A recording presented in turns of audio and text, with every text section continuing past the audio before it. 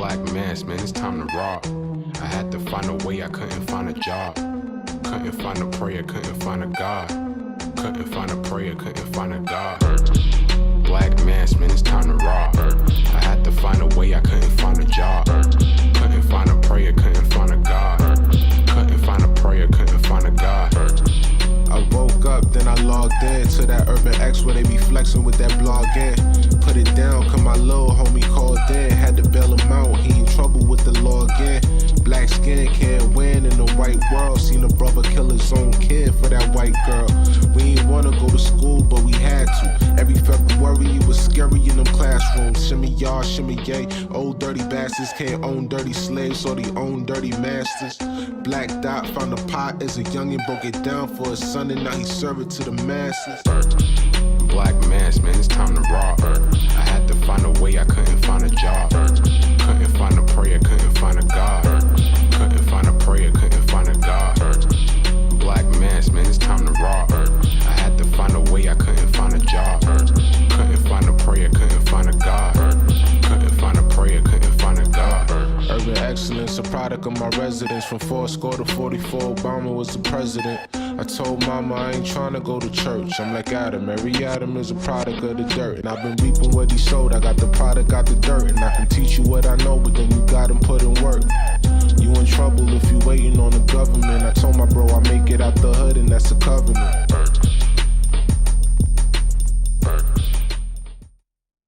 Mic check, what's good? Welcome back to another episode of the greatest father and son podcast on the planet Earth, the Urban X podcast. We're your host. I'm Malcom. This is the artist formerly known as the Black Dot. We're here with you guys in the building. Yeah. Thank you guys for joining us. We appreciate you here. We're a little late, but that's okay. What you expect, okay? This is black folk time. You know how it is. What you expect. Thank you guys for being here on a Thursday, end of the week. How's it feel? How was your week, Dot? Week was good, man. You know, the weather's changing a little bit, which is great. Got to go sit out on the terrace a little bit, relax. Yeah. It's just a creative time. So I got some creative things to do, only when I'm after, you know what it is. And so I'm super excited about that. Actually, Thursday, Saturday, today is Thursday, I will be at Nicholas Bookstore celebrating Monique and Nicholas Bookstore, the 52-year legacies on the line, a powerful community. It's a fundraiser experience. And there you'll see me, Narubi Selah, who hasn't been around in a minute, Blue Pill, KT, the arts degree, Sister Ella, and Professor James Smalls, and many others that will be in the building Saturday as a way to celebrate Nicholas Bookstore for all that it's done for us. And we got to make it go viral because these are institutional places for us to gather and do what we do. So I will be in the building for that. And tomorrow, Malc, I'm going to be on King Simon's podcast. Shout out, brother King Simon. Yeah. He's on live right now. Yeah. And even though we love King Simon, don't you touch that down. Yeah. Don't you go over Allow there. us You to watch the bump repeat. you, you know. Yeah. And so I will be on. You watch the repeat. Yeah, I will be on tomorrow with him dealing with divine masculine and conscientious consciousness. Okay, that's a tongue twister. And so I will be on tomorrow with him tomorrow night at 8 p.m. So tune in for those type of, events. All right. Let's get to some stuff now. Okay. You are tuned into the sounds of Urban X. So, every year, Rock and Roll Hall of Fame comes out with their nominees. We get excited because we figure like some of our favorites are going to be recognized. Then they come out with the inductees, obviously. So this year, the class of 2026, I guess, Wu-Tang Clan, Yes. No, clap that up. Woo. Okay. You know what I'm saying? Sade. Yes. You know what? I always thought her name was Sade, but that's actually the name of the group. The group, yes. Yeah. Yes. Did you know? Yeah.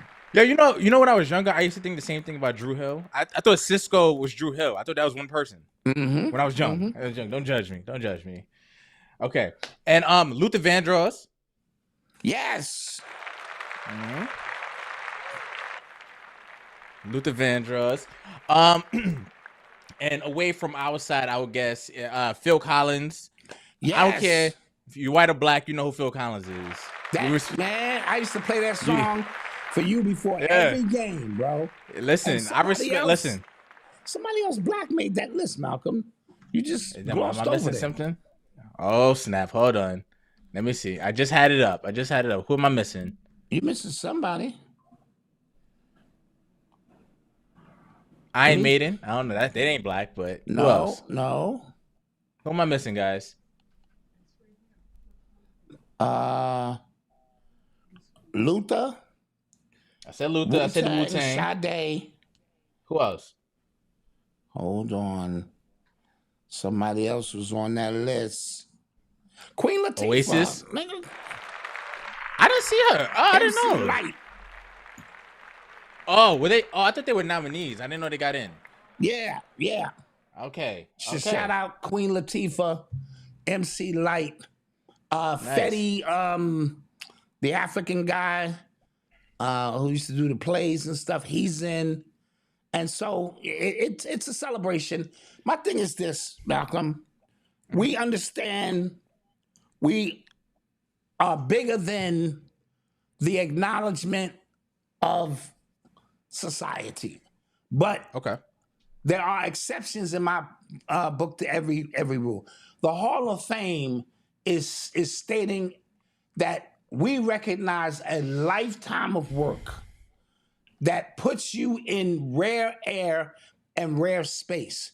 So you don't need to be in the Rock and Roll Hall of Fame, but it's dope. It's dope. Let's talk about who didn't get in. Okay. Okay, somebody being funny. You missed Tall, Dark, and Handsome.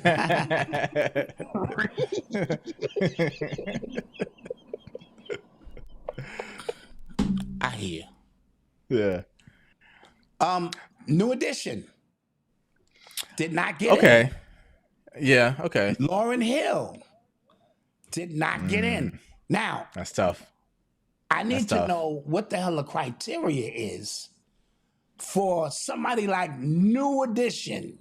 Yeah. They cross every T, dot every I, longevity, hits, unity, inspiration, falling off, getting back on.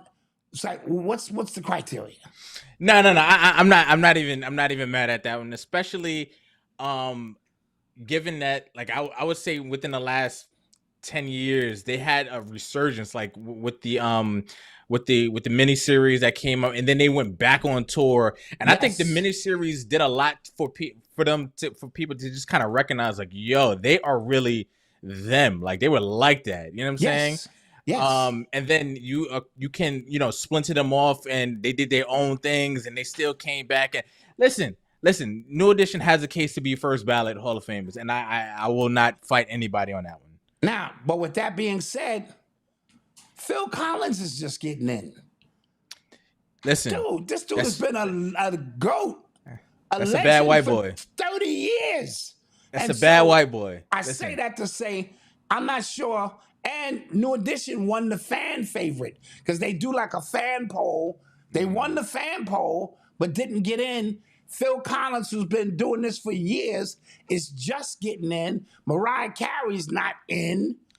So I'm confused on what the criteria is. Because the criteria can't be just how many albums you put out, because Lauryn Hill put out one album. Yeah. So if they're saying, even though it was a bad one, we're not going to deny that, and her influence, she doesn't have a long body of work. So I can see them going, hold on, shorty, you gonna make it, but for New Edition, Phil Collins, like what are we talking? You know? Yeah. I mean, this might be a hot take. I don't think Lauryn Hill deserves to get in. If we're talking that. Ouch. We talk. Listen, you put out one album. You get what I'm saying? Yeah. That album is older than me. No, I'm lying. But it's older than Eli and older than the Odyssey. Like, being honest. You get what I'm saying? Yeah. And so I can't an amazing even album. argue as much as I'm putting my confirmation bias on because I like Lauryn Hill. The facts are the facts. You put out one. Wait a minute. So it's deeper than that because Grandmaster Flash and the Furious 5 put out maybe one album, maybe two, maybe. But what they stood for, you understand? So it's a weird criteria, right? It's a weird criteria. So all right, well, Grandmaster, okay, because that's them getting in because they are forefathers, right? They literally charged up for what they did to the Cold Crush. You know what I'm saying? They are the Cold Crush. Like they got, you know what I'm saying? Like that was for them. So that's why I wouldn't even count them on the same level if we're being honest. Understood. Okay. Understood. Now, again, if Phil Collins took this song, it's 2026 to get in. Lauryn, I don't see her getting in for another 15 years if that's the case. Ouch. I love that album, and I want to be very, very clear. I love that album. No, but absolutely. But this is why I'm putting it out there to the audience. Yeah. What should be the criteria? Yeah. Because if somebody can get in by putting in one album, and yet New Edition's got maybe 8 albums, and Phil Collins has been doing this over 3 decades or something, and he's just getting in, it appears to me that there's no set criteria. We may not agree on who gets in and who don't, but I think we can all agree that whatever algorithm they're using is just weird. True. Right? True that. But somebody mentioned in the comments just now that black people, we need our own Black Music Hall of Fame. Now, yes. We do. But it's one of those things where, like, it feels like if they were to create one next year, the discourse around who needs to get in or who doesn't every year to that point, because it feels like we're going to be making up time. You get what I'm saying? Like we have to retroactively go back, and then there's people who in 2026, like from when they started to 2026, they deserve it'll be a mess. And not to say we don't, because we absolutely do. My mind is going to straight logistics of how that will work, and it's giving me a headache just thinking about it. No, this is what we need. Black music is American music. So we got to stop compartmentalizing ourselves. I know that sounds crazy because we were better off segregated than integrated, and I get all of that kind of stuff. But when we do it, all we do is put a parameter around ourselves now to now jockey for position. We are just as American as apple pie, goddammit. Absolutely. Now, what we need is a more diversified panel of people who decides who gets in. Because then we're just looking at music, not black music, white music. It's what are your contributions to music in general? Same thing with the Oscars, right? If they did it fairly and they didn't have their biases on this and that, and who could buy what, you would see a totally different outlook. Denzel would have won for Malcolm X, right? Yeah. Will Smith would have won for Ali. And that's just a few movies. Precious would have lost. Point blank. That shit wouldn't even been nominated because we had sensible black people go, this is not a good look for black people. Yeah, that's a horror film. This is a horror film. It's not a good look. We're not even gonna nominate it. Yeah. But when you have other people in charge of that kind of stuff, right? Yeah. The agendas kick in. Excuse me, I have an eyelash there. And that'd be my thing with a lot of these panels, because there's so much agenda, there's so much bias, there's so much like this person is cool with it. Like I don't know if there ever be a truly non-biased. You know, you get what I'm saying? Like we were like the example, like we were just talking about Phil Collins, right? He is white as white. Yes, but there are people we just now, and there are people in the chat just now going, "That's a bad white dude, right there." Like that's a bad white boy. You know what I'm saying? Like you can't even deny it. You know what I'm saying? So even black judges would go, that's a bad white boy. And music transcends that. And that's what I mean by a diversified panel of people who understand music. Yeah. Shout out my man Dewan B. I'd put him on the panel. He's a musicologist. You know what I mean? Put some people up there who just know music and go, this is hot. Now, we do have our own hip hop museum. Shout that out. Should be opening next year, right? Damn. Okay. It's been a long. Listen, we got to get funding. Yeah. There's a lot goes on.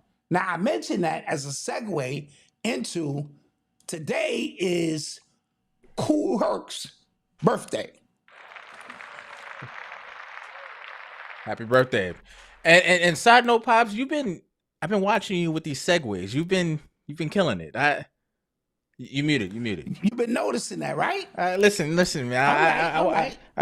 I'm picking up what you're putting down, player. I'm picking up what you're putting down, Playboy. Yeah. That's all I'm saying. So, Kool Herc, we can argue about his contributions and this and that. We're not going to deny he was a pioneer. Let's just leave it there for argument's sake, right? Yep. It's also ironic. Today is the day that they buried Africa Bambaataa. Oh. Okay. So you're seeing the dynamics of hip hop, and Africa Bambaataa actually died on the 5th anniversary of DMX's death. Wow. On the 9th.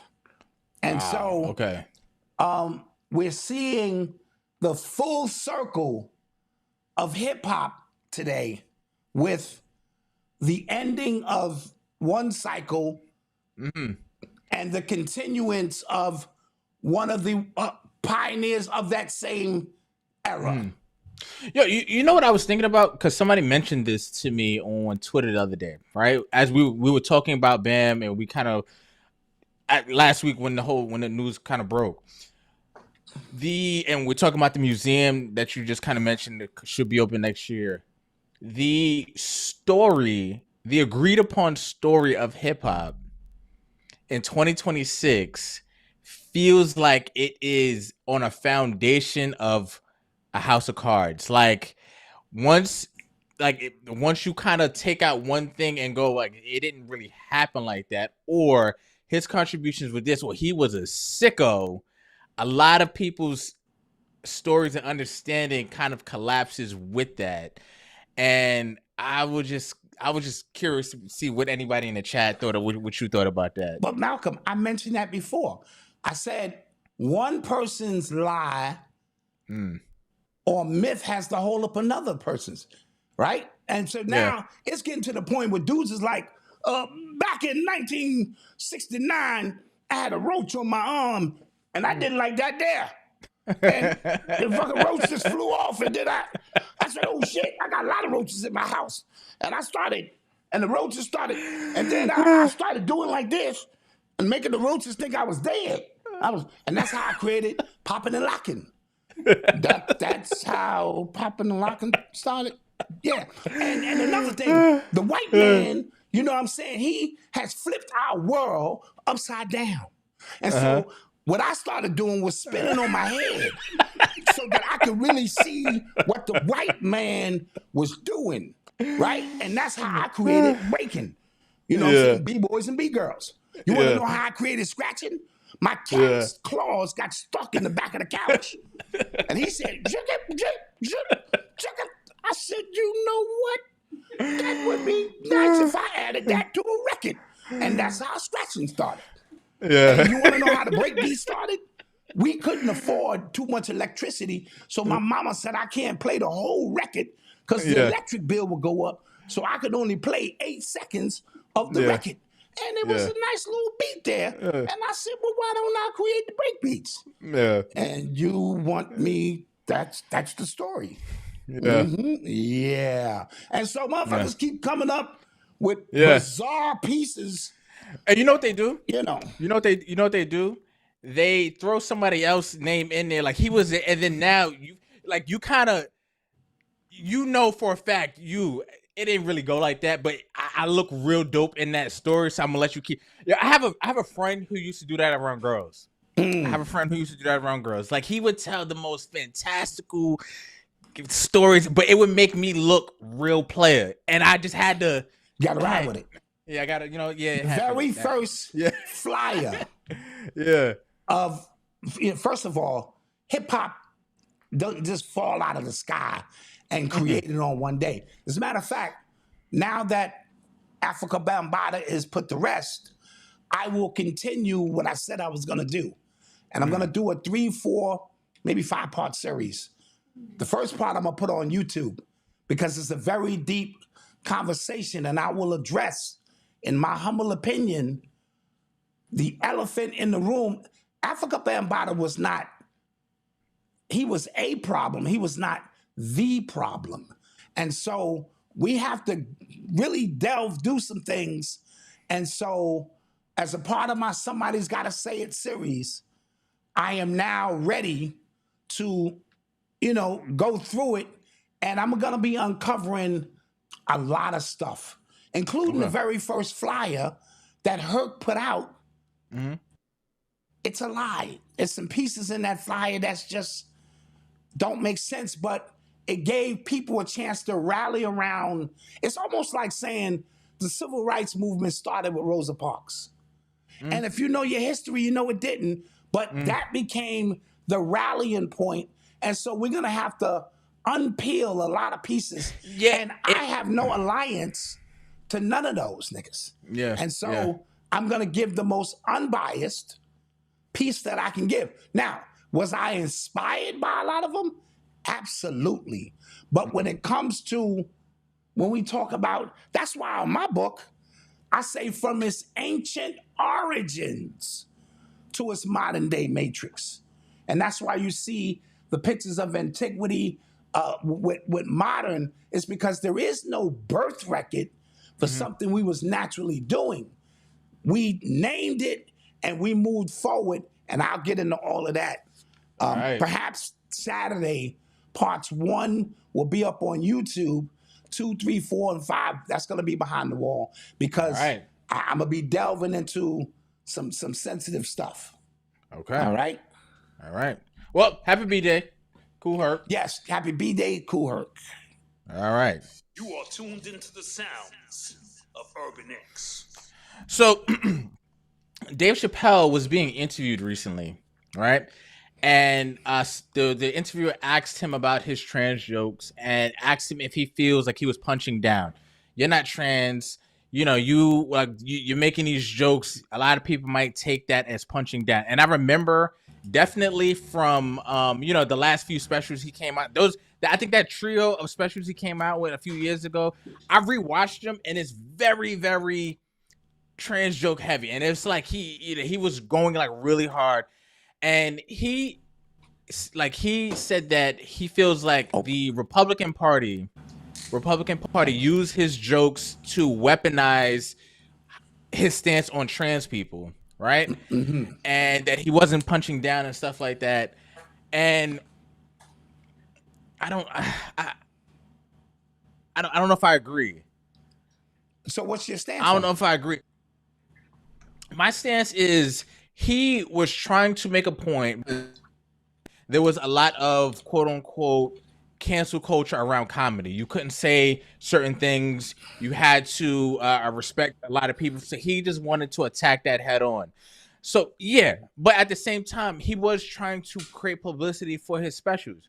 That's like, I don't like these philosophical reasons that they try to make around comedy anymore. It gets corny to me now. Like and Dave Chappelle, who I find very, very smart. I just don't think that was the reason he was doing that. I just felt like you were trying to make a point about these jokes. You were not trying to like I don't know. Now it feels like it's cool. Not it's cool. It's kind of trendy to go against the Republican Party because you see what Trump and them was doing. So it's easier to kind of say because you were cool like 3 specials ago because you know he's helping you with your taxes and shit. But like now he's weaponizing what I was saying, you know, to make it a part of their agenda. Like no, you were trying to make jokes, and at the time they were funny because it did feel taboo per se, but like now to try to go back in time to say you were trying to do it for another reason and they get mad that they use what you said as ammo for their agenda. I don't know. Well, I appreciate your build on that. And I'm going to add to it by saying the trans situation was unique because as a comedian, your job is to point out the hypocrisy in reality in our world, right? In doing so, the comedy aspect used to safeguard you from any backlash. I'm a comedian. Hey, you know, we make fun. And the trans situation was so many layers. He could not stop telling the jokes.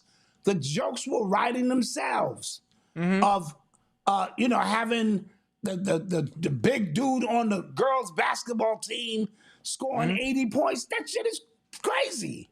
And there was so many bathroom jokes and the alphabet that went with it that the Democrats who were allowing this, I hate talking Democrat and Republic like I really give a shit, but let me just say the stuff that they were allowing kids to make their own decisions about sexual orientation and this, that. These kids can't even vote or drink. They kept digging themselves such a hole behind this. And he kept saying, y'all keep giving me so much material that one day you snap out of it and go, yo, this was bananas that we even allowed this to go this far. This thing should have never went that far, right? I don't care what nobody says. I'm a woman, just like it just became. And so him using it now, see, this is what I be trying to tell people. Today's environment, you cannot avoid social media, hot takes, false takes, anything that's going to keep you, to rile you up, like wearing a t-shirt that says white lives matter. Obviously, that is going to stir up energy amongst people, and that's what you want to do. This is not 20 years ago when you could build an organic following. Everything counts now, right? And so some artists are doing things strictly for shock value. And now that they have your attention, they can lay out what other agendas they had. And so Dave Chappelle is very complex, in my humble opinion, on how he navigates and moves and goes passive aggressive when it's in his benefit. Yes. From Republican to Democrat. Yeah, that's what I'm kind of getting tired of. Like there was more of a mystique to him when he made his jokes and he just went right back to Ohio, went into hiding, come back out, make his jokes, went back. But when he's like doing these interviews and even like during the specials now, he's lecturing a little bit more than you know, I feel like, you know, should be allowed in a comedy special. It just comes across like, all right, dog. You know what I mean? Like, and then we did a piece on that just a couple of months ago. Like, what role are you playing on the multi-level chessboard? Where now, even the other day, he's speaking about, as long as you make money in America is cool, but if you're making money outside of America, referring to when he went to Iraq, was it Iraq? It was Dubai. Dubai, that's called dirty money. Saudi Arabia. Any money yeah. outside of America is considered dirty money, but as long as America is paying you, the money's clean, which is, again, pointing out the hypocrisy in it, because America does business with all of these same countries. Right. But you are our slave, nigga. And we don't want you making international connections, because now your voice reaches beyond. Right? But then the hypocrisy in that, right? Like you talk about, you talk about how, like, America treats us here, the way they treat those people there, right? And then to the fact that you couldn't tell certain jokes there, you couldn't talk about the royalty there. And as a comedian, you're talking about free speech. So it made you them are look hypocritical. Right, you're pointing out the hypocrisies in America, rightfully so. You got it. Point to you. But then you immediately become a hypocrite in your defense in what you just did. So this is why we did our piece to go, because you definitely went over there and said some shit about Muhammad. Right. That would have Or been the Royals. or the Royals. That would have been your ass. So how is that different than anything you do over here? Right. So we're in a quagmire, right? Yeah. In terms of what's hypocrisy, what's not. And so you got to take it all with a grain of salt, right? Yeah. Same thing we mentioned here. All your black power go against the government talk is being done on YouTube. And so it immediately creates a problem here. Yeah. Because it's YouTube or Instagram. And if they go, shut up, nigga, or we'll suspend you 30 days, nigga. Niggas be like, and by the way, don't say that word, but you know what we mean. The powers that be. And so who's your daddy? Right? Yeah. And so, in my humble opinion, you got to put it all out there so that we can all examine and we can all get in where we fit in, because we all are subjected to the same rules and regulations, just on a different level. Yeah. I love the ones who tell me I work for myself, but they buy all of their incense and all of that shit from China and shit. But I work for myself. Yeah, but you always asking me for $20 when it rain and you can't pay your rent because the rain. Well, what are we talking? You know what I mean? Yeah. And so, that's always been me, and I've always tried to preach that we can't be in a glass house throwing stones, right? Absolutely. Just this week, for the first time, I think ever, Malcolm, somebody put a video up on us. Oh, yeah. Oh my God. Yeah. And I'm not gonna say the name because it's irrelevant, but I couldn't stop laughing. Nigga called me an old head. That's the first time he was like, yo, this nigga's an old head, like a real old head. And I bust out laughing because I said, oh shit, I'm an old head, right? Yeah. And so, but we can't be on our platform talking about people all day. True. And then when somebody talk about us, Yeah. So what are we gonna do? It's par for the course. Absolutely. He was like, that nigga's an old head. I don't trust nothing that nigga say. Man, listen to this shit. He was like, spirituality. Oh God. I wanted to fuck with him, but he said that stupid shit. I couldn't. No, he was just. No, what he said. He been waiting to get at us. He said, I've been waiting to hate this thing. He gave me the opportunity. I've been waiting to hate on this nigga, and he gave me the opportunity. Yeah. So, this is the world we live in. So Dave Chappelle is playing his part in this. Yep. We all have a part to play. Sometimes you're the main character. Now, let me mention this because I think it's important, and it's not necessarily off subject. Our people are stuck in the era in which they were more powerful or the most powerful, right? And so when you see all these old people still talking about when they was gangsters, it's because they are a main character in that part of the game. But when the upgrade to the game came out and you became a non-player character, a lot of them keep holding on.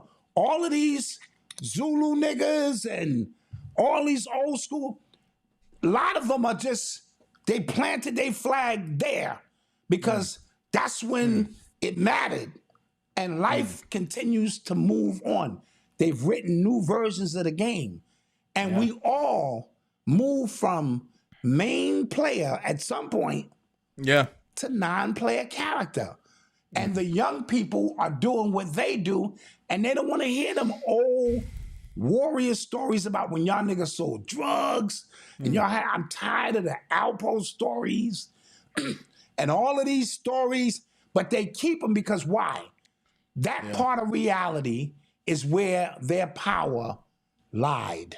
Yeah. Right? Yeah. And so I'm going to delve into this when I start speaking about not just Africa Bambaataa. It's a whole movement of dudes who haven't been powerful since the 80s. Listen. I've been saying this. You know who really exposed that? Funny enough, Tekashi 6ix9ine. He really exposed that because I would say like prior to him, there was a set of just kind of unwritten rules in hip hop, in the music industry. You don't say nothing about him. You don't say nothing about him. You just kind of let this rock. If this person says this, you kind of just respect it. And funny enough, he just said no to all of it, right? Even down to Jay Prince, right? It was just kind of, that was the thing. Like, you don't, oh, snap, he is, you don't never.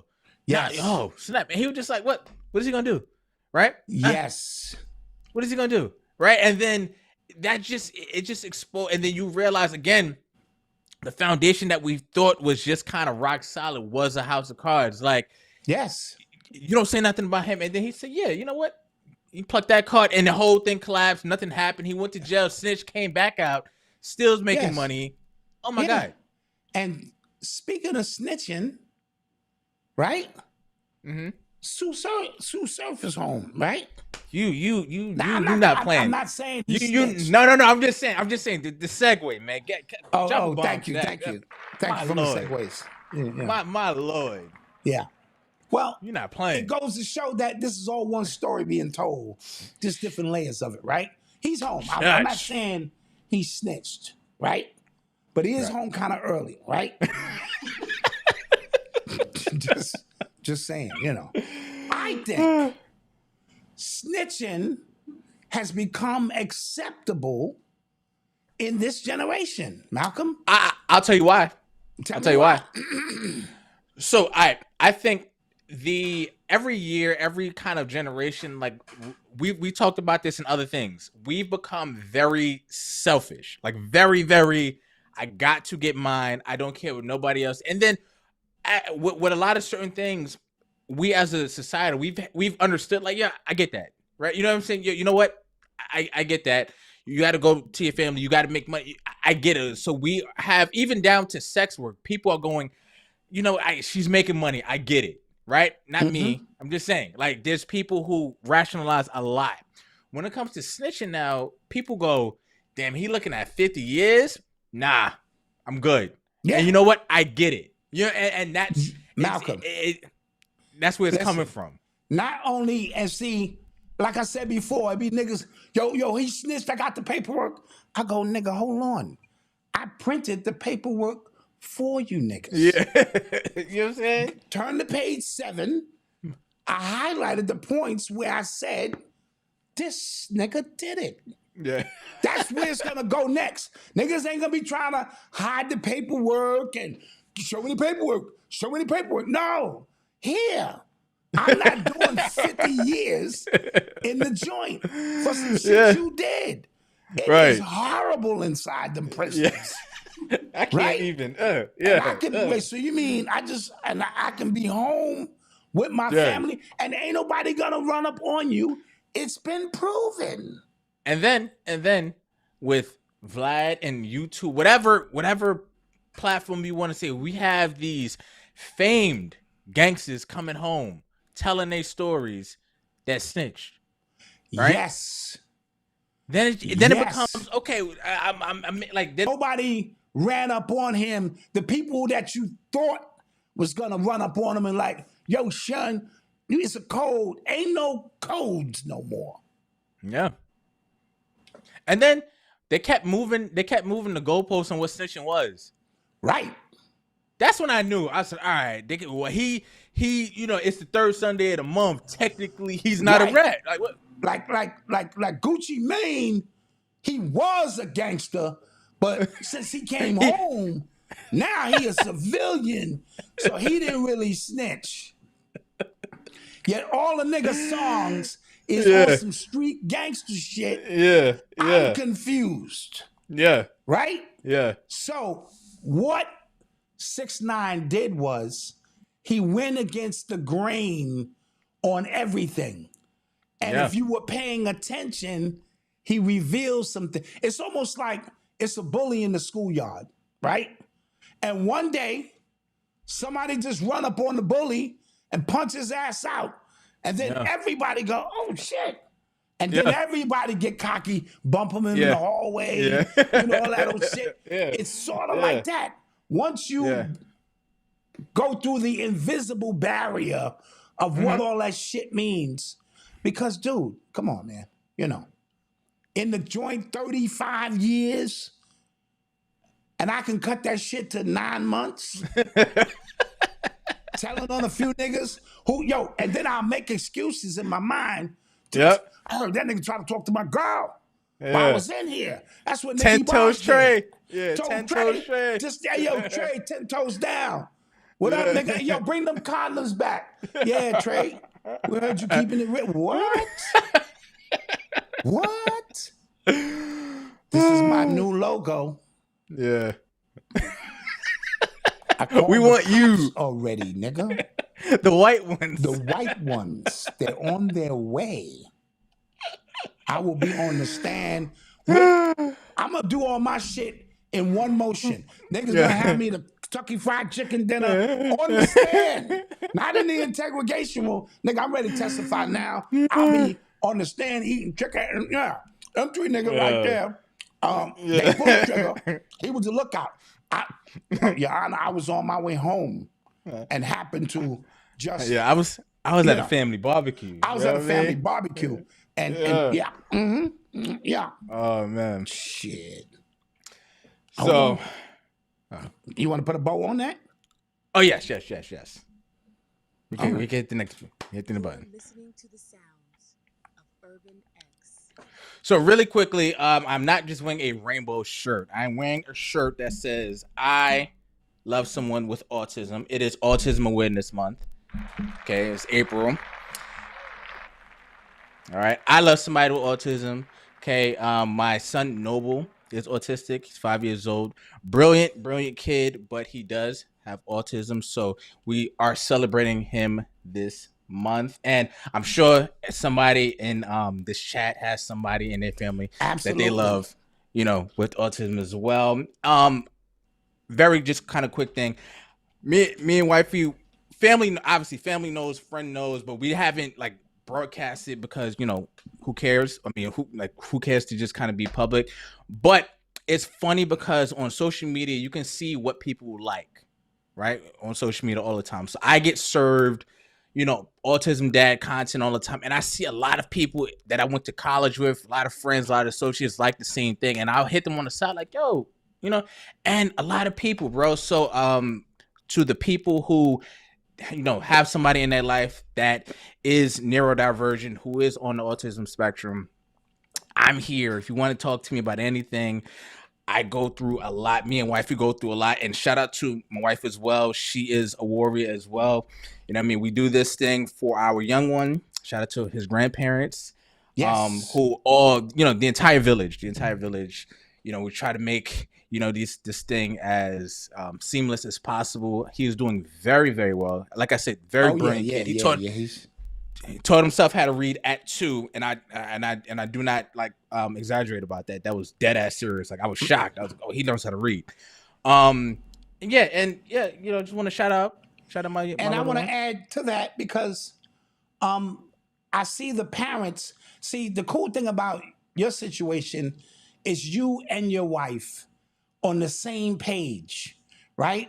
And so when we found out, not making the comparison, that Eli was going to be disabled and we were going to have to fight this battle, my aunt said, and I wrote it in the book, she said, well, look, he's got two of the most dynamic parents. He's going to be okay. And it made me go about it different.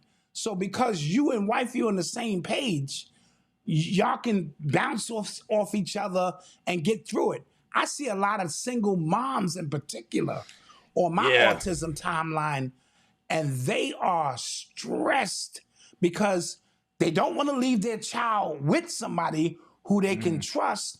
Their child is a handful, and they don't even have a break to go to the spa and unwind. I swear I wanted to contact this one lady and be like, just tell me what it's going to cost for you to go get a day at the spa and relax. So kudos to all of those who are dealing with the children with autism. And it is not a learning disorder. Sometimes you got to walk this thing back, Malcolm. It is, they see the world in complex puzzle pieces, more advanced than we can in a lot of cases. And the world around them is just too slow. So it's Autism Month. Maybe next show, I'll wear mine or whatever. And so kudos to all of the families, because it definitely takes a village to get it done. Absolutely. All right. And Lord knows, as you just mentioned, I am an autistic parent, and our son graduates this year. Amazing. Oh, man. Amazing. Clap it up. Amazing. And I've got a chance to meet his son, so I know. Absolutely. Yes, I did. I came did to my too. house. Yeah. Hung out with us, You know what it is. Yeah. All right, so let's get to some more stuff. You are tuned into the sounds of Urban X. Yo, you know what we didn't talk about last week? The Diana Rossini and the Mike Rabel situation. Oh, that's the NFL situation. Yeah, yo. All right, so if you guys don't know, the New England Patriots head coach and a sports reporter were caught at a resort, having an affair, and people started pulling up old video clips of her talking about her husband and stuff like that. And it was grimy. It was greasy. Yes. She clearly hated her husband. It was Jesus Christ, right? So, the reason why I bring this up is because when the head coach for the Michigan head coach, when he was going through his thing, we had a lot to say about being how women will ruin you. You know what I'm saying? How when you don't lose your focus. But there is never and the way the media were painting that black man, right? Yeah. Compared to how they are radio silent on Mike Vrabel and Diana Rossini. Yes. Speaks volumes. Again, we're seeing it. The hypocrisy has always been there. But now we have reference points because of social media to put receipts right up next to each other. So you're not going to tell me, you're not going to piss down my back and tell me it's raining. Yeah. You clearly cover Black people, original people, indigenous people different than you cover your own. Because that was grimy, and he was feeding her insider secrets, and she had all these exclusive stories. Because he was insider. Because he was an insider. Side note, people ask where can they get the shirt? ShopUrbanX.com? Or is it on the shop? We have some. It's on the shop, Malcolm. Oh, okay. Yeah, go get it. Yeah. Absolutely. Okay. Or call Malcolm directly. He might have a few sitting around. But you can email info@urbanx.nyc. Tell me your size. Yeah. And Malcolm will send you one directly. All right. You should make Noble sign it too. He'll sign exclusive joints. Yeah, he'll sign it. Hell yeah. Somebody said Malika Andrews, you are on the clock. Yeah. Yes. Urban X. Yes. Yo, thank you, Felicia Johnson. Thank you for catching my joke, man. Thank you. You had You a ain't joke catch- in there? Yeah, because you said he was giving her insider information. I said because he was insider. Oh. You know? You know what I'm saying? Which brings me to the dad joke of the night. No, Jesus Christ. Go ahead. Malcolm, I started a band, right? Called 999 megahertz. But we haven't got a gig yet.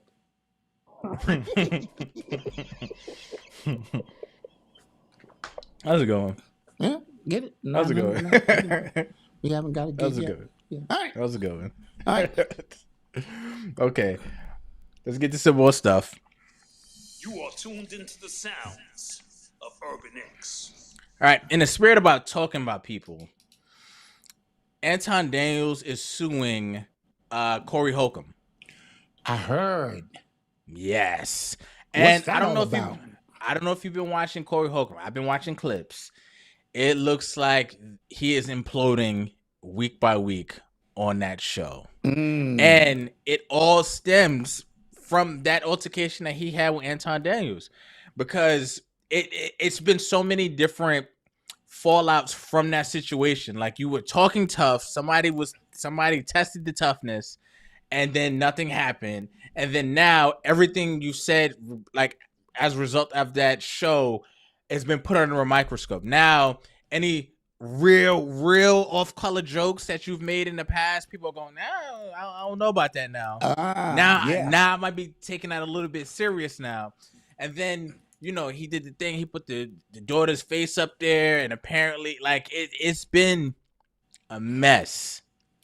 And then the video came out of him hitting that female comedian. Like, it's been like a real snowball, and this might do it, man. I don't know.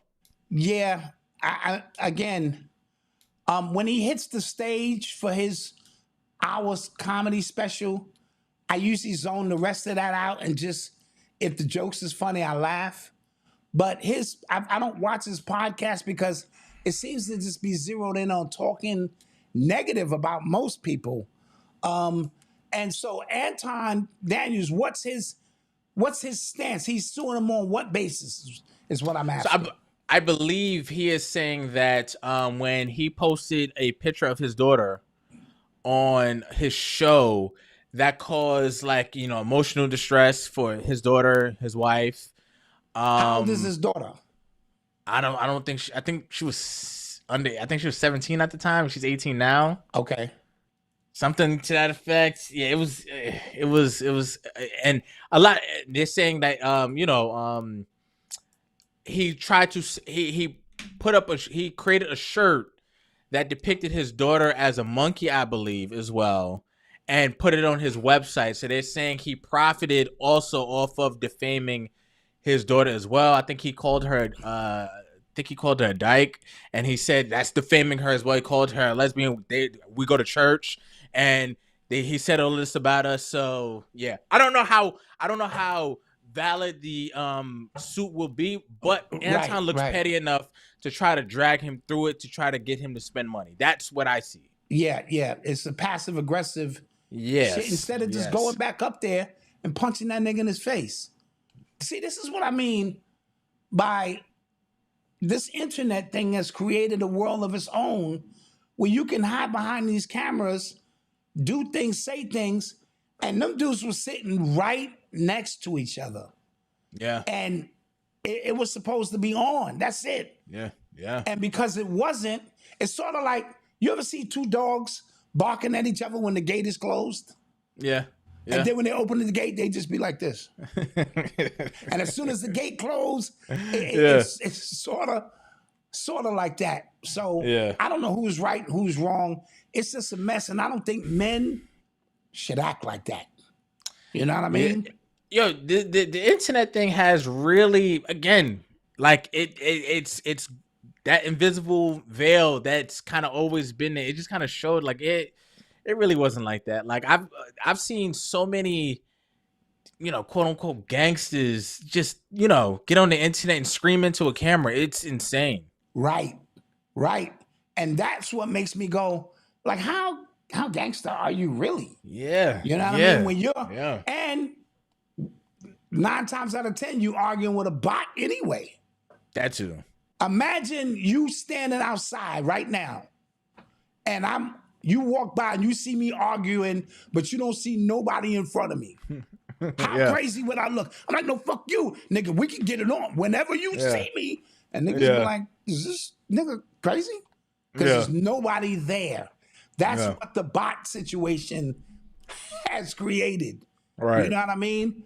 And so, and even with, as I'll speak about in the piece I'm gonna do, nobody comes out to confess their being molested or raped or whatever, because now there's a portion of the internet who will ridicule you to a point where it's so bad that you wish you had kept it to yourself, right? Yeah. There was a time when if you went to the authorities or something, you had a sense of privacy. Only certain people would know. Now, bro, and the internet has the ability to sway your opinion. Oh, he liked that shit. Nah, the niggas was in a relationship. Don't believe that shit. And so bad that where does the sanctuary come to be able, because in order to heal, you got to reveal. Shout out Blue Pill, who made that point, and I agree. And now it doesn't say to what level you need to reveal, but the internet is a dangerous place to expose things that you're not ready for the ramifications of. Now, if you got thick skin and you're ready for the ramifications, it don't matter. But something as sensitive as being violated, how do you place that in an internet realm and expect everybody, when there are anonymous people, bots, misdirectionists, misinformationists, all with a different agenda, it becomes tough. So, again, with the internet and what kind of started what, I even credit that to Skip Bayless, right?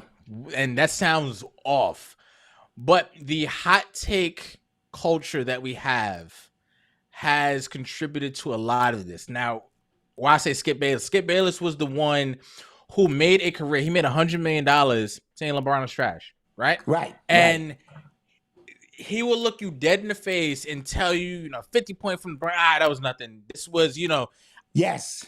Kobe could have did. I mean, Kobe or Jordan could have did that better, and it enraged people, but it garnered attention and it made money, and it gave, and that's what the internet is. It is attention, it is energy, it is money.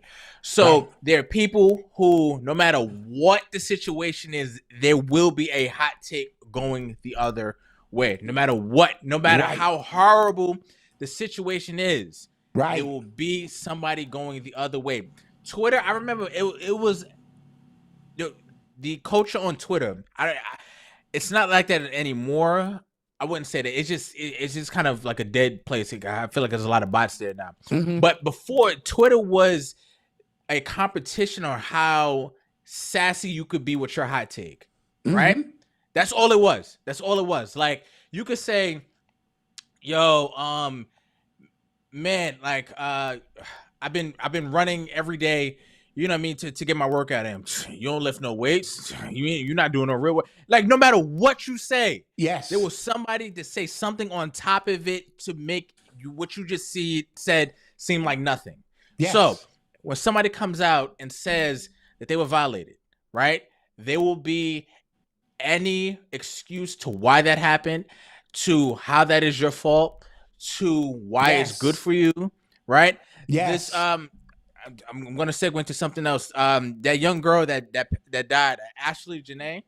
That died, right? Look at you with a segue. All right. Right. Yeah. So the story is that she went on vacation with her, was that her husband, her fiance, something, right? Well, he proposed to her there for her birthday. Okay, right. So that people, when this story came out, people were going, well, she was complaining about the black man she was with. Now look what happened with this white man. And it's just like, God, It's very damn. insensitive, and that's because you don't wish death on no one, and her Right. personal. See, this is the thing about this too. Her personal decisions should have no effect on you. What she eat don't make you shit. So when she posts, I only deal with white men. You know what I do? I have an option to respond or keep it moving. And I just keep it moving. Guys, I was listening to I think it was Rory and Mo's podcast, and they were talking about a show called Love on the Spectrum. It's about again, autistic adults finding love. Like I haven't seen like all of the show, but the clips I've seen, beautiful show, right? But they were making jokes about people with autism, and I could choose to be offended by it, or I could choose to laugh, and I could choose to just go, you know what I mean? Like I have, you literally have the choice to either to be offended by what somebody else is doing or what somebody else is saying, or to take it in stride and go, that they're not talking about me. Even if they are talking about me, they don't know me. And I'm gonna just live my life, right? So people get so angry about what other it's insane, bro. And that's insane. That's the point. I can laugh. Listen, I can laugh at everything myself, Eli, everything, because we don't take that stuff personal. We keep it in its place, especially people who don't know me. So you tell a joke about whatever, and you don't know me. Why should I take that personal? You know what I mean? And so you see these things happen all the time, and people are riled up. How can Kanye West wearing a t-shirt that says White Lives Matter, how did that affect your day? Just honestly, how? It affected a lot of people's day, man. But it did. How? You still went to work and did what you did for white people anyway. So I'm confused. Him wearing a black hoodie. Oh, that really hurt. I mean, it's triggering to the point, and I understand you saying, because my ancestors was hung, and you don't give a shit about your ancestors. Let's just keep it a bean. Except when these moments come up, people gave me a whole laundry list on why they don't listen to Kanye West, and none of it directly affected them, and I was confused. Well, he shook Trump's hand.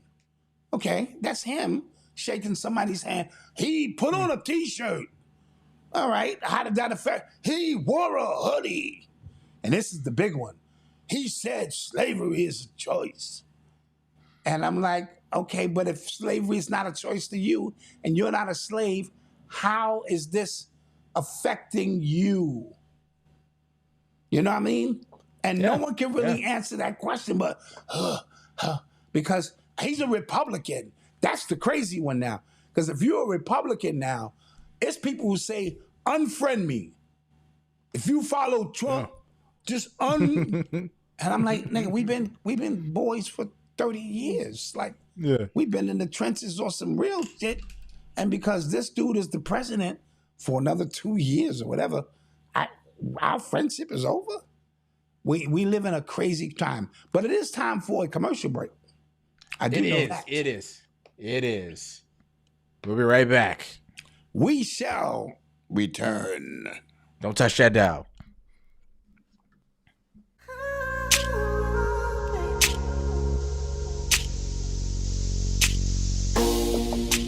Hello, wealthy family. This is Chanel, Ascending Infinite Goddess, your favorite angel oracle. When was the last time you had a spiritual tune-up or felt truly aligned? All my angel services, whether it's an oracle card reading, chakra balancing session, or even mental healing sessions, are a channel to help provide you assistance on your journey. Whether you're looking for clarity, balance, or just direction, your journey is always evolving with every intentional decision. Connect with me today. Visit my website, www.ascendinginfinitegoddess.com, to see all services and availability, or call or text me at 786-828-8722. I'm so grateful to continue to be a vessel assisting you on your journey, And until we connect again, stay alert, stay aware, and live in love. Peace.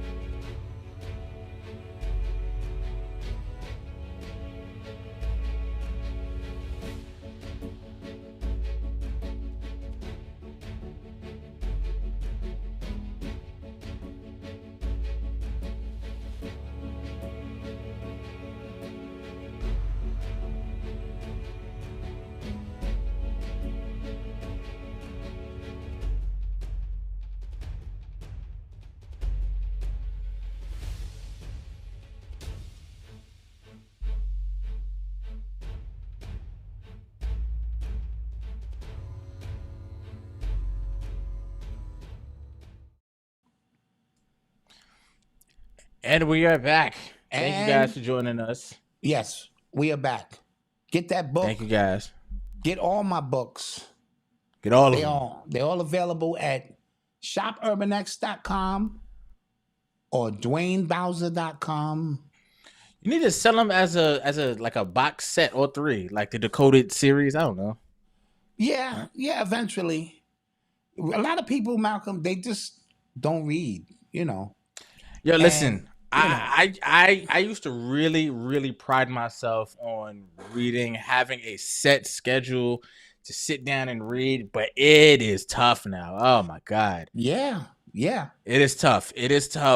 And however, this is what I will say. I know I am more mentally at ease when I do sit down and read, when I have, created that habit again. You know what I'm saying? Because what these phones are doing to our brains and to our attention spans, it's criminal. Like let me know if this sounds familiar. Like, you open up all 3 of the apps and then you realize ain't nothing happening in the apps. You close your phone, you open up all 3 of the apps again, you go through them, but you might go through them in reverse. So you might go Instagram, Facebook, Twitter, then Twitter, Facebook, Instagram. It is. Yeah. It's bad. It's bad. And so the audio book is the next level because people are already listening to podcasts. Right. And so I'm in the process of converging them over, you know what I'm saying, into audiobooks because I want people to get the information the best way. That the readers are readers. But again, I done ran through the readers and now I'm sitting there with 3 books of information that I got to find new readers. And so it's a challenge. Authors know what I'm talking about. Shout out, Lord knows. Appreciate the super chat and everybody else who dug in and support what we do. Please get those likes up for us. We have the I Love Someone with Autism shirts on our website and info at urbanx.nyc. Also, I think people get my Cash App wrong. Don't do that. Oh.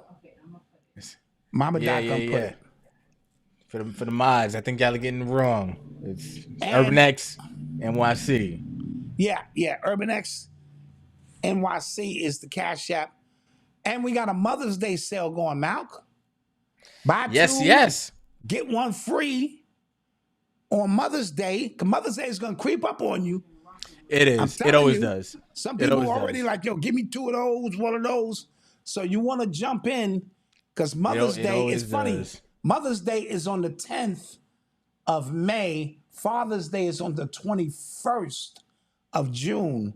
So it's a weird, it's kind of the second Sunday for Mother's Day, the third Sunday for Father's Day. All I hope is that there's a game on. You know what I mean? Yeah. For Father's Day. Game 7 in basketball would be the greatest treat that a brother can ask for. Jeez. Yeah. But shopurbanx.com and show us some support for what it is that we do. Somebody said, "Now my mom owes me money." Coach Wayne, right? Yeah. Mama want to go out for Mother's Day. We got food at home. Remember that shit, Ma? Remember that shit? Yeah. You are tuned into the sounds of Urban X. Yo, so I don't know if we talked about this. That singer David, Yes. who people suspected him of unaliving. So we got to do that for YouTube. Unaliving his ex-girlfriend because she was found dead in his. She was found Tesla. unalived. Yeah, in his Tesla trunk, right? Yeah. in like a storage or a salvage yard somewhere. And people were putting together like lyrics from songs that might have suggested he was bringing like a casket to his concerts and stuff like that. Wow. He was wilding. And they arrested him. They arrested him for his connection to that. And he is going to Yale. Okay. I mean, He's you shouldn't be going to killing Yale. people. But just for my own edification, was she a pilgrim? She was Mexican. Uh, She was Mexican. Yeah, I think. I want to. Don't quote me on that. okay. Somebody said he looked guilty and gay. Yeah, well, you shouldn't be killing people. Yeah, he was wilding. If you are going to kill people, Don't start. all right. Don't start. Yeah. But I wonder what took the cops so long to even arrest him, because like there were people breaking it down and the evidence was clear as day. Yes. He was. They took a very long time. And if that was me, I would have been out on the perp walk quick. Yeah, you know right. what I mean? Side note, I don't know if you saw the case in New York of mistaken identity. No. Where these police officers, they were narcotics cops, and they was looking for a suspect who had on green shorts and a white top. And they happened to walk into a liquor store and see a brother there, and they beat the living shit out of him. Broke his nose, Damn. cracked his skull, stitches everywhere, and then was like, oh, sorry, wrong guy. And so he's got a lawsuit and a half coming. I think Ben Crump and them already on that shit. Oh yeah. They were outside like waiting for it. Yeah, to be waiting over. for him to come out. Yeah. You know, them motherfuckers don't play. And so my- they temporarily took the guns and the badges away from the police officers upon further investigation and all of that. And it was like some shit out of a movie. That's some shit Quentin Tarantino writes and shit. You know, the way they was stepping on his face and shit, it just was bad. Yeah, I be seeing, and speaking of social media, I be seeing like these videos, because what people do to get engagement on TikTok, they will put up a video, a horrifying traffic stop, but put like the first half of it on it. So you searching for like the second half. I saw this one dude. He got pulled over. He was a paraplegic. He was driving, and they pulled him over for something, and they said he looked like a suspect. And he said, "Hey, I'm a paraplegic. I cannot get out the car." They said, I ain't trying to hear none of that. Get out the car. He goes, "Give me your white shirt. I just need to get your sergeant because you're not hearing me. I'm a paraplegic. If you pull me out, you can really hurt me. I cannot get out the car." Not trying to hear that. They yank him out the car. And he only sued. He only got like 150,000. Something like. He didn't have Crump. I was getting like my blood was boiling just watching that. I'm like, this is the problem. I hate Crump. He gonna give you a couple pain. Yeah, he gonna get you that bread. Hello, Crump. Yeah. No justice, no peace. Yeah. 10 million. Let's do it. Yeah. And a police officer in New York recently got sentenced. He should have got sentenced to more. It was a dude riding a moped on the sidewalk, and he took a water cooler and threw it at his head and caused the dude to crash and die. And he said he was trying to protect the people who might have been up the street. Some old wild, bizarre shit, but you could tell it was some shit out of a movie. He literally grabbed the water cooler and he got 3 years, 3 to 10. He should have got 25. Damn. Yep. That is foul. Yep. That's the officer right there. Man, that is foul. Sheesh. And so these are just some of the instances we hear about of many more that take place. It's like these officers are trained to hate. Yeah, and then remember, we spoke about it, like they technically not there to protect you either. Right. So when you see a lot of these instances, like they are protecting New York's interests, not really your interests when it comes to these interactions. So like you surviving this. They are revenue agents to protect property and the city structure, not you. That's foul. Not you. That's foul. Now you can call one from time to time, but you know. Jeez. Yeah. And they did make that man get out that car who was paraplegic. Foul. And you would think this is like, where does your common sense go? Yeah. Suspect was running 3 blocks up north. Okay.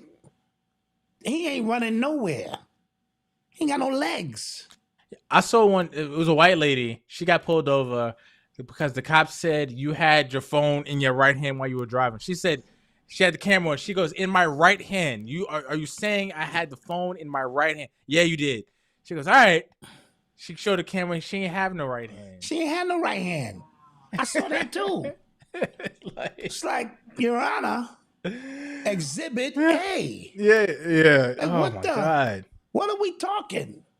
Yeah. Yeah, geez. Somebody said it's also voting season. Time to stir.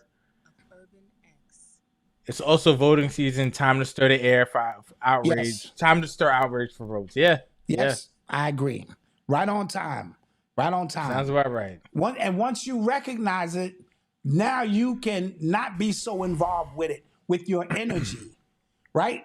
The goal is it's going to happen, but you don't have to get on that thought stream and get all emotional about it because you recognize that this is not a genuine, organic situation that's taking place. Yep. That's all. That's all. All right. Switching gears a little bit.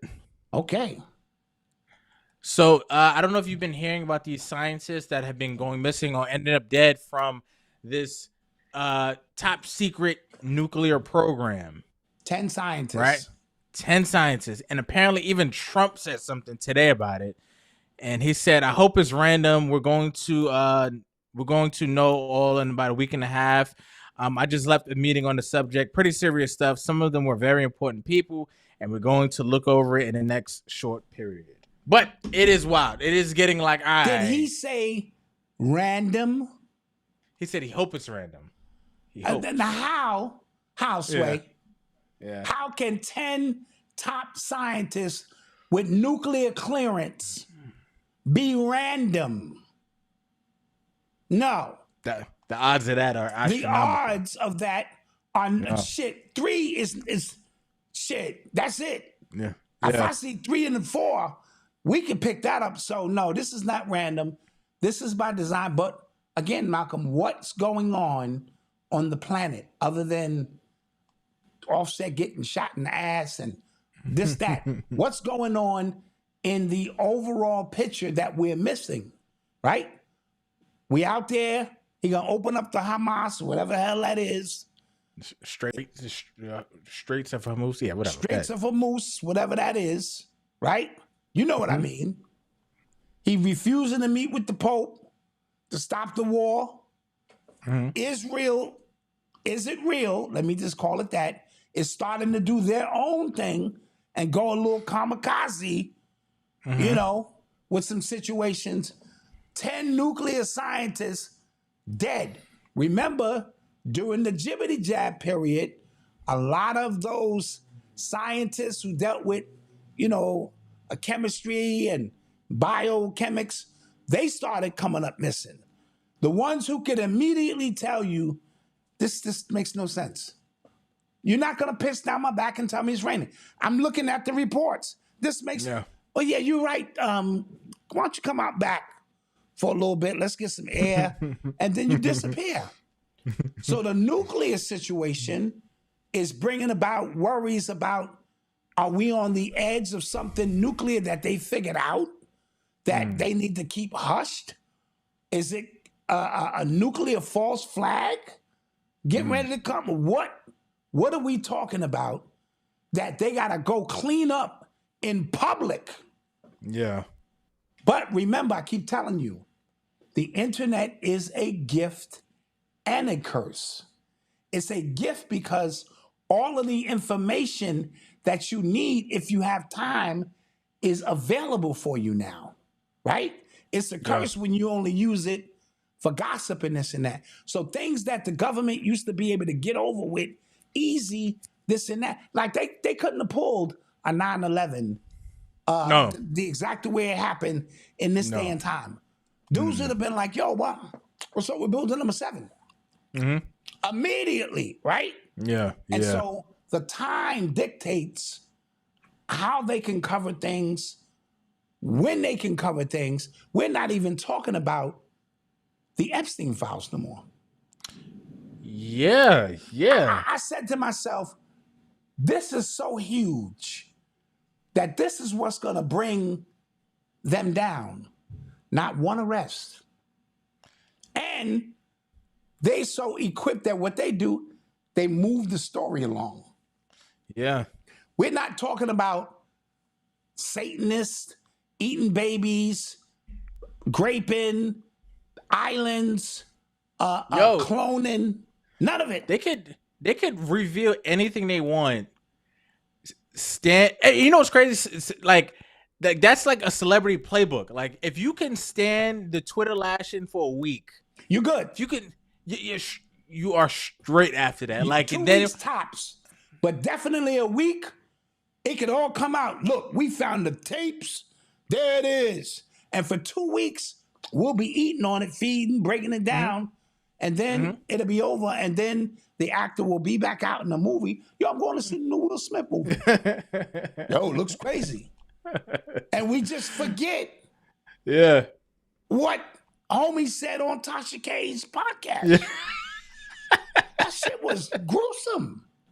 That shit required like some papers. We needed to write a paper on that shit. Like, yo, this shit, he did what? To who? On what? To who? Yeah. Jada did what? Yeah. And the story just moved along. And now your man Diddy might be coming home. And here's the thing. Because he got arrested for absolutely nothing, he gonna come home. He gonna test the temperature for a week. Yeah. Mm-hmm. Take that, you know. And he gonna get back to work. Yeah. And with the snitching and all of that, he ain't snitch. He gonna come out and be in a party, and it's gonna be thousands of chicks throwing themselves at him because his celebrity is that strong, and he back in the game. Forget the stuff that we know. And it's crazy because like again, like once you kind of move the story along and you can kind of people just kind of move past it. His celebrity friends that were quiet, they now going, yo, Puff should be out. Yeah, like Jay Electronica even came out and flat out just said, yo, he's Puff should be free. Yeah. Did you see him go into the crowd? No. He had a show and he wanted to do Exhibit C a cappella, and the audience started booing him. He walked into the crowd and said, boo me to my face. Fuck y'all niggas up right. Yo, he went off and niggas was like, boo, like this is art, nigga. You gonna hear my art. And I said, this nigga is crazy. Now, brilliant artist. We know that. Oh, my God. And so he's the first one to throw the dart and say, free Diddy. Mm-hmm. Right? And then people gonna go, well, nobody said nothing to him about it. Right. And then somebody else gonna say, free Diddy. And when he come home like a Don, I'm not saying I agree with this because somebody said, well, you agree? No. I'm just showing you when people feel it's different ways to have people's back, right? All of them people who RIP'd Rest in peace, Africa Bambaataa. You was the greatest who ever did it. And they drew their line in the sand there. That's where they drew their line at. They don't give a fuck about all that shit y'all talking. So the people who didn't say anything foul about Diddy, he gonna remember that when he come home. Yeah. And they gonna just put the band back together, because if nobody, you wanna know about the unknown, you study the known. Nobody got arrested for the Epstein files. Yeah. Yeah. Nobody. We good. Our shit ain't as worse as the Epstein files. We just got a few tapes, that part. Everybody's gonna be good again. Right? The only person who got arrested was Ghislaine Maxwell. And she got arrested for some shit that didn't exist, basically. Yeah. How you gonna arrest her for being the lady when you're not arresting the Johns? Yep. I'm confused, right? So Diddy gonna come home with an even bigger status, is what I'm trying to say. I didn't say I agree, this and that. He coming home like, what's good? Yeah. Did that standing up? Yeah, and he's gonna embrace who he is finally, like for real. Yes, Yep. because the climate is right for that. Right? I thought, well, I'll save that for my my personal joint.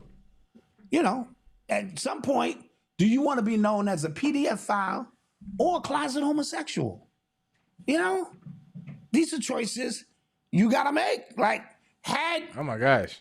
homie spent that into, because it's obvious he's either pedophile Yeah. or he's a closet homosexual. Right. One of the two. Right. If homie was of age, then you're a closet homosexual. If he wasn't of age, you pedophile. A PDF file, right? Which one? Okay. No, I'm just giving you a preview. Malcolm, we got a lot of evidence on you. As your lawyer, okay? Gotta go with this one. You can either go be a PDF file, even though, watch this, the statute of limitation and all that might be over. Or you could be a closet homosexual who's now come out of the closet. These are your only choices, homie. There ain't no third choice. Well, there's a third choice of niggas making that shit up. But come on. Somebody's worst options ever. Say it again. Yeah. Somebody's worst options ever. But it's like, well, listen, it's sort of like when the feds catch you and they go, take the plea for 20 years, or you can take the shit to trial, and if you blow trial, you're getting 60 years. Yeah. And then the feds go, we've been watching you for 10 years. We know the time you called your mother late for her birthday. We got everything. Yeah. Take the your lawyer is like, take 20 years, man. If good behavior, you'll be out in 12. If you snitch, you'll be out in 3. Yeah. So this is what homie was faced with, right? Let's keep it in a beam. Yeah. The atrociousness, the PDF file, or the most gangster dude ever in the history of the Bronx. I mean, I'm talking gangster. Is a faggot. I mean, you know, what the fuck? Jesus Christ. That's the reality. That's what I'm gonna be talking about when I do my somebody's gotta say it. Because somebody's gotta say it. Okay. All You right. know, just give you a little nugget to think about. Like, damn, I ain't think about it like that. Well, All right. yeah. They're about to fuck me up, so, you know, I'm gonna need protection. So Malcolm, the way it goes is this. I show up at one of those events purposely. I look like I'm standing alone, but what they don't know is you got the camera and you're watching And when they come up on me and they hit me, I don't fight back. I fall. I hit the ground. I suffer And pain. we sue. I need a Okay, law. got it. Damn I'm with right. it. I'm with it. Damn right. And then I am all with of it. my chronic illness Somebody- comes out when they write the story. Somebody said, Malcom, you didn't pick. I'm not going to pick. You know, when they That was write the funny. story in the headlines, chronic man with kidney failure and hemoglobin problems who has a podcast was struck down by killers in the street, right? And then I come on the show, and Malcom, you know me, I get extra with it. I have one of them chairs. You got to have the neck brace, too. I'll do the podcast. Welcome to the Urban X. I be typing my shit into a box. Welcome to the Father X. Ha ha. Ha ha. When Malcom tell a joke. Ha ha. Ha ha. Long as they don't catch me out in the street on my own time investigating, I be chilling this shit. Yeah, I'm taking this shit to the max. I'm taking my shit to the max. Let one of you niggas run up on me. Anywho. Somebody said Dot Hawkins. That's Yeah, funny. Dot Hawkins, you damn right. That might be the name of the Tuned pod. into the sounds of Urban X. Yeah, drooling That on is my funny. shirt and shit. I'm playing it to the max. Yeah, all right, so let's get some questions ready. So there is a YouTuber. His name is Johnny Somali, and he is your run-of-the-mill nuisance dickhead YouTuber who actually just got sent to 6 months of hard labor in a South Korean prison. Wow. Yeah, because he was out there being a Wildin' out. dickhead. Yes. Okay. Yes. And he did this. He did this in a few other countries. He did it in Japan. Actually, got sent to jail for a month, and then he left. And then he went to Israel. As a matter of fact, I think they detained him and then they let him go. And he fled the country. Then he went to South Korea, walked out, and they were not playing with him. Okay, so he has mental illness. No, he absolutely does. That's obvious. Absolutely does. And Yes. he's trying, the attention is so more valuable than life itself for him. And so he's just going to go until he going to burn himself out. And I don't know what the laws are in other places, but I tell people, and I'm not going to lie, when we was traveling international, and this was in the 90s, I was reading brochures that was tucked into the shit. Like when I get to Germany and Holland and Paris, I need to know what's going on so I don't get caught in some bullshit out here, not knowing, how to get home. Yeah. You know? South Korea, not North Korea. South Korea. South Korea. Yeah. Somebody asked a question that I saw really quick. Yeah, it was South Korea, and there's a lot of YouTubers who do that, who go to other countries while out, and they were putting like hits out on him in South Korea. Like people would, if you see him punch him in the face, people would see him, duff him out, get arrested, and the Korean people were bailing the guy out of jail who hit him. Like it was wild. Yeah, I mean, at some point, enough is enough. Yeah. Even some of these pranks that's done here, I'm like, yo, dude, you got to let this go, man. This is going to get you hurt.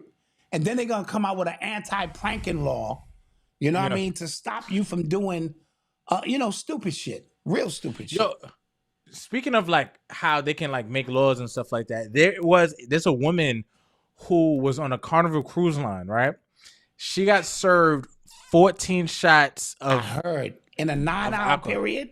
In a 9-hour period, 14 shots, woke up in like a staff-only area, didn't know what happened. She sued Carnival for serving her that many shots, and the judge placed 60% of the fault on Carnival, something like that, and she was awarded $300,000. Now, what's going to happen now, that's going to cause, I don't know about laws, but definitely rules being made on a bunch of these cruise lines of how much you can drink within a given period of time. because you can get sued for that now. I didn't know that was a thing. So on the cruise, they give you like drink cards. You know what I'm saying? Like you put it to, they could probably know like you got too many drinks within an hour or something like that. Like or app or something that they'll figure it out. But remember, the international laws are different than the laws of the land, and so and so that may play into it. And you need to be careful on those cruises anyway. People go missing on those cruises. Yeah. Yeah. There's people I be like watching on like TikTok, and I know I'm bad with this TikTok stuff, but they just cruise, like that's their thing. Like they can give you like reviews on a bunch of different cruises, and I enjoyed my first cruise, but I'm not going on that many, bro. I'm sorry. Like, yeah. Again, these are some people who this is what they do, and they got it down to a science of what cruises to go on. I'm okay. And to each his own. Yeah. Let's take some questions. Let's get some questions. Let's take some questions before we get up out of here. We've been rocking tonight. We hope you appreciate what it is that we do. Join our membership, right? Join our membership. Absolutely. Our membership, bro. That's how you help us stay independent and bringing this type of information to you on a weekly basis. We just talked about David like 10, 15 minutes ago. I don't know what happened to Faith Evans, guys. Oh, I know she's suing the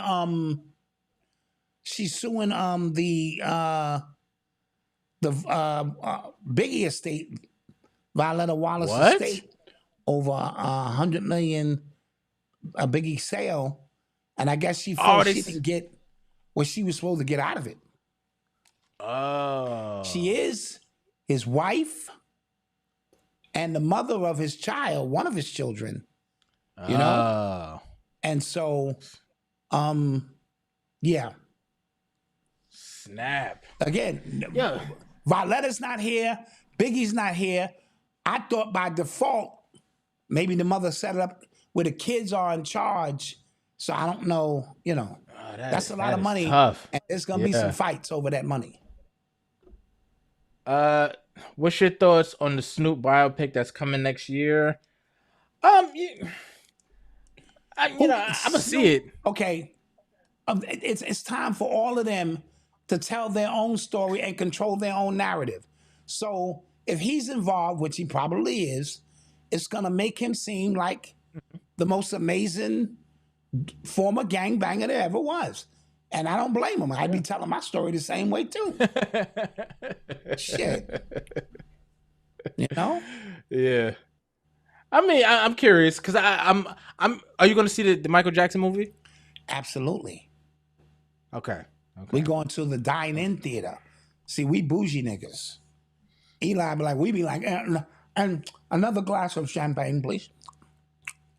Yeah, so we going to the dine-in joint, and I will not be dressing like Michael Jackson or hee. I ain't gonna be there early, taking pictures by his poster and all that shit. I'm not gonna be doing all of that shit, but I will be there. I'm gonna go check it out. I'm curious to find out why like Janet didn't want anything to do with it. Especially when I heard like they said that she was given every opportunity to give her input and things like that. She didn't want anything to do with it, and I think when she saw it, she had a problem, and that caused a big argument between her and Jermaine. And well, Mike is such a complex individual. To me, they got to do 3 or 4 parts to the story. You know what I mean? The movie should have 2 and 3 parts, and everyone may not like their role in the story as it's being told. Listen. I can only imagine what that's like to where somebody else is telling your story, right? Yes. Even if it's a sibling or something like that, it's telling your story, and you're just there because you probably in your head have it a certain way, and then against somebody else's perspective, that can cause a lot of strife. you might not want to deal with something you probably did or said that is going to be out there for everybody to see. So you might not want to deal with that. It's a lot, bro. Maybe she had a small role and didn't like it. Maybe she felt she should have had a bigger role in the movie. I don't want to start speculating. I'm hearing that the movie is good, though. Okay. I'm hearing that the nephew transformed into Michael Jackson.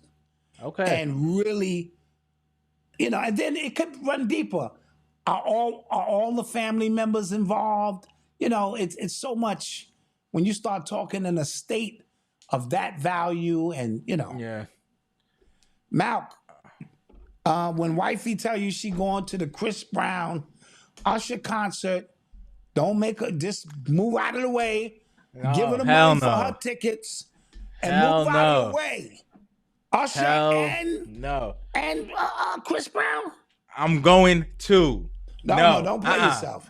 I'm going to. Son, don't play yourself. Hell no. You have no place there.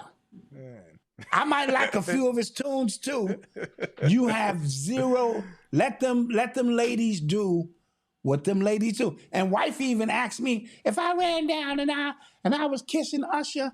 I'm like, good for you, goddammit. Oh, you ain't gonna take it that far? You gonna let him put a cherry in you? No. So you just gonna go to the front of the stage with your old ass and be like, I'm not going up there. What if they put the spotlight on you? Hey, you cougar, yeah. You, come on up here. You climb your big ass up on stage. Come on, big mama. Shit, you gotta, when in Rome, you gotta do as the Romans do. Nah, shit, I'm if going. Cardi B and them called me on stage for a lap dance. Hey, I was called on stage, boo. Yeah. What do you want me to do? Yeah. That's funny. At my age, I get it. I'd be like, that's a good look, mama. That's a good look. Yo, what about Ticketmaster and Live Nation? Yeah, they lost the case recently. It stated that they are running Live Nation and Ticket. They're running not a Ponzi scheme, a monopoly. Yes. And this is why you can't get tickets nowhere, because they buy them all up and reprice them. So we know they lost the case. What we don't know is what the ramifications is going to be and the penalties and how they're going to go about it. So yeah, because they run a goddamn like ticket gouging scheme. Like, it's weird how they do stuff. It's ridiculous. Yeah. Now, me and Mama Dot used to have a connect where all of our seats was guaranteed first 10 rows for $100 extra. And we used to creep there. It was in a brownstone in Harlem, and they would piece us off. And you talk about feel important, nigga. When one time we went to see Alicia Keys, and goddamn, we was in row 4. And people started looking, who's that? Hey, who? And we regular folks, they bring you your drinks over there too. Like, let me get, And we was sitting there. One time we was in behind Ed Lover. We went to see R. Kelly or something. And we was in Celebrities Row. And then they stopped. Now I gotta get tickets with regular people. Can you believe that shit, Malcolm? Regular people. Jeez. How dare y'all? How dare you? I gotta wait in line and shit that I don't do. I don't do all that shit. Yeah. All right, Diddy now. Judge was in charge of the Ticketmaster case. Interesting. Okay, he asked this question and I don't understand what it means. Okay, so I'm gonna read it out loud. So, yo, Malcolm, I'd like to have kids on a human level, but spiritually, I don't think so. Thoughts? I don't know what that means. That means physically, what I'm getting from it is, first of all, it starts in the mind. So all babies are born in the mind first, right? Okay. And so it has to be connected before it transfers in the physical. If you're talking about having babies physically, then you can talk about adopting kids. Then go adopt some kids. There's plenty of kids who need, homes. So, but if you're talking you can't cut the damn cord. You know what I mean? You can't. The babies come from somewhere else, and then they physically come into one of the 7 potential sperm, 7 million, and you know the race, get to the egg before the spark of life. And now, forget all that. If you don't want to go through that process, then the only thing I can do is tell you is to adopt some kids. Because all kids come from out of the mind of the black man in particular. Yeah, I mean, because I've always considered having Unless children he's be saying like the responsibilities, well, then let it go. These are lifetime responsibilities. I'm still taking care of Malcolm. Yeah. He still call on some, your dad, what you think shit. This shit don't end. So it is a lifetime. It is. Bonding connection. I always feel like I've always felt like having kids was like the most spiritual thing ever. Like you live on through your kids. You know what I'm saying? And like you could talk about reincarnation. You could talk about any spiritual school, but that having kids, a fact. That is, you can touch these kids. Right. They are here from you, and then you are there from your parent and your parent. You can that is like the most spiritual thing like to me. Now, again, Esau and Roots, behold, the only thing greater than yourself. Yeah. Now, there are people who say, I don't want to bring kids into this crazy world. But here's the thing with that. You might have the Christ child or, you know, the child that changes the world. Jesus had to get here. Malcolm X had to get here. Elijah Muhammad. The list goes on of individuals who changed the world as we know it. They all came through the same vessel. They all came through the vagina, right? And so the only way on the planet, so by you saying you don't want to bring them into the world, you may be, you know what I mean, holding the kid with the Christ consciousness, you know, the star seed that changes everything. And that's the only way you can see it. And the only way you can look at it. All right? Malcolm, I commend you for talking about the autism thing. My son has been a couple of months after Noble and is on the spectrum too. Listen. And it is not easy. Yes. It absolutely isn't. Yes.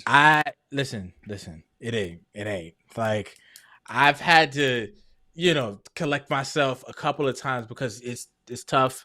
Same thing, my wife, we give each other breaks. Like, yo, listen, I'm gonna go take a walk.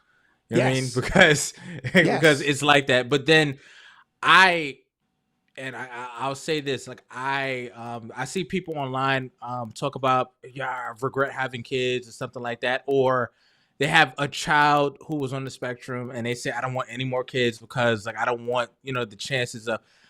I cannot think of my life without Noble. Absolutely. I can't. Like I can't. It's not even fathom. You can't even fathom. I promise you I can't. And I'm not saying that to be cliche and stuff like that. Like I literally love being a dad. I love being his dad. You know, Titan is coming up now. I love being Titan's dad. You know what I'm saying? And side note, he is a second child. And I want to say that with every, like, he is like, yeah. I've sent you videos of him cursing me out. Like he's something different.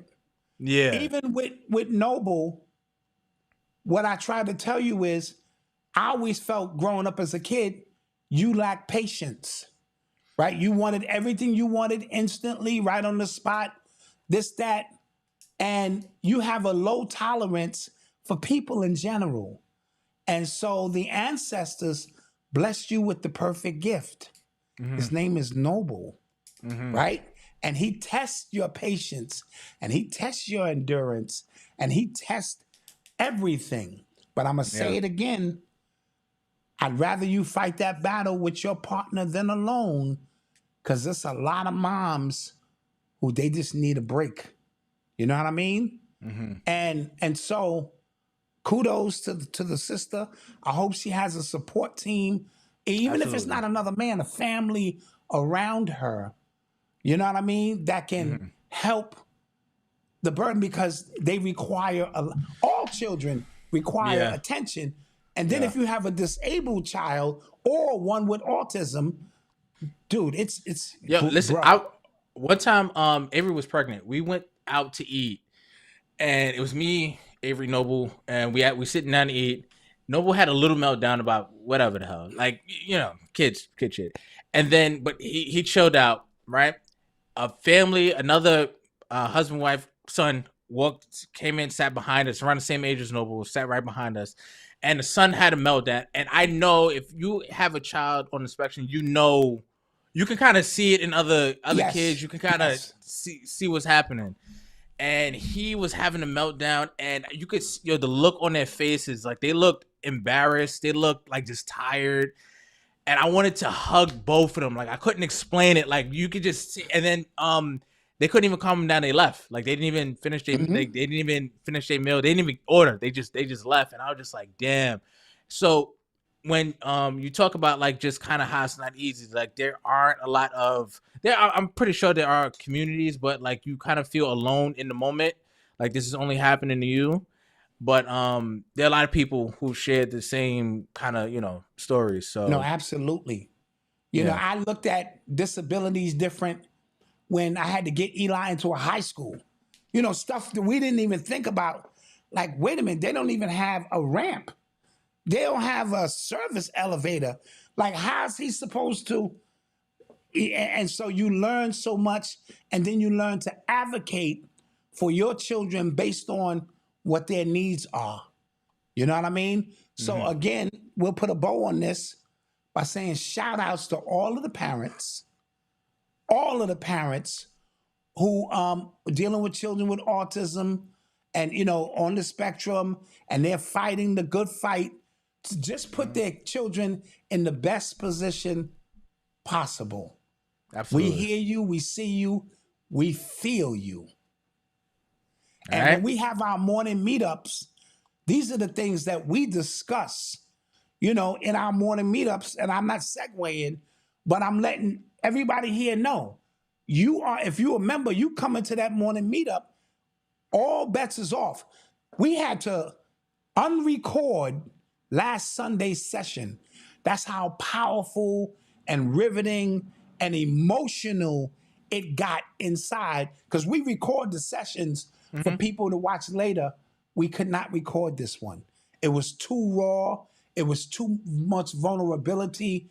It was too much going on that Mama Dot made the executive decision. I'm going to delete this one. You had to be here for that moment to feel that energy and that love. And so it's open to all. And whatever's on your mind. And we do, man, our membership is, we pull resources together. We put money in people's pocket. We drive, if they having a problem getting to work because of somebody bullying them. Do we be doing some amazing things? Yeah, like In this morning meetup, we find out who's the closest near you and find out how we can help. This ain't no Fugazi membership. This is for your $10. We get to it.